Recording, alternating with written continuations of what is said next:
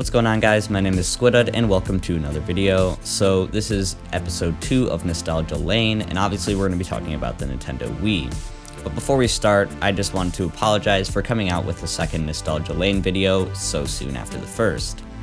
Normally I'd be working on another project in between to sort of space things out, but I thoroughly enjoyed working on the first episode and I enjoyed the outcome a lot as well, and I just had a lot of fun playing with the editing and filming of it. So I really just wanted to come out with the second one. I promise I'll be working on other stuff soon, but I really just enjoy this series as a whole. Now let's talk about the Wii. So the Wii is a console I wanted to talk about because it's right at that age where a lot of people in my generation feel nostalgia for it, and also because of its high sales numbers, many people had it and could relate to this video. So let's get started with talking about the creation and development of the Wii console. Of course, the Wii was developed by Nintendo and is a home video game console that was released in November of 2006. At least that's when it released in the US. I know that in other regions it was released later, and I believe in most other regions it was in December of that same year. The Wii was Nintendo's 5th major home console release, and in my opinion at that time was the most revolutionary game console on the market. The idea was to create a home console that would appeal to those who had not necessarily been into gaming before, and so they could reach a larger demographic of both age and interests, so that more people could be introduced to gaming. On that same line, something interesting about the Wii compared to its competitors at the time is that they focused less on high-end graphics and having a powerful system, and focused more on making novel games that were enjoyable so that many people would enjoy them. Because for many people coming into gaming, they would care less about the graphics and more about the experience.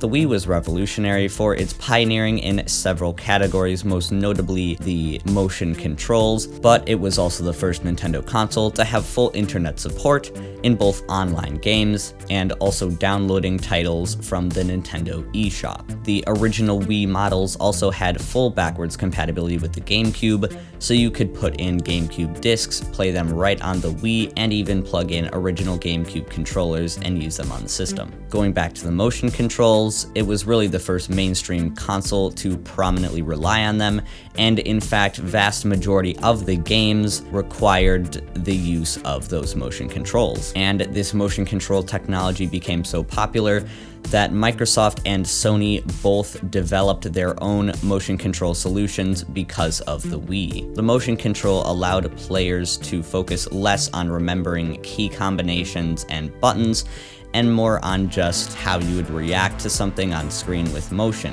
And this was so that people who hadn't played games before could really get into it, because of course at that time most controllers had a similar layout and most games had similar keybinds. But because of all the marketing towards new players, they lost the support of many hardcore gamers that were into Nintendo before, because it was geared more towards newer players and it didn't feature the content that hardcore gamers were used to or wanted. The sequel console, the Nintendo Wii U, was actually an attempt to gain back the respect of those hardcore gamers, but we all know how that turned out. Now, along the console's long lifespan, the Wii had many revisions to improve its form factor, and the high praise of the game that shipped with the Wii Sports, resulted in a sequel, Wii Sports Resort. Now, Wii Sports Resort actually birthed the Wii Motion Plus, which was a small attachment that you would plug into the bottom of the controller, allowing for more precise motion tracking from the Wii. In later revisions of the Wiimote, Motion Plus was actually embedded into the controller itself to eliminate the need for this external accessory.